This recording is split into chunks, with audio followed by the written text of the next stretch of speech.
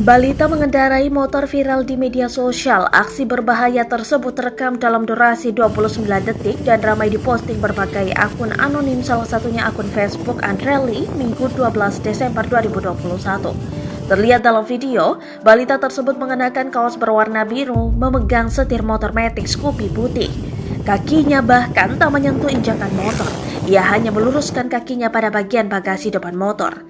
Ia membonceng seorang pria dewasa berkali-kali lipat lebih besar dari tubuhnya. Pria itu nampak kegirangan dibonceng balita.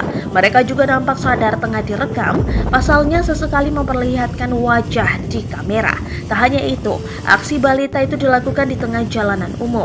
Tak diketahui pasti di mana dan kapan lokasi kejadian tersebut. Terlihat pepohonan juga sawah yang luas di lokasi tempat balita motoran. Warganet pun mengecam aksi balita itu. Seakan tak ada larangan ketat dari orang-orang dewasa yang berada di dekatnya.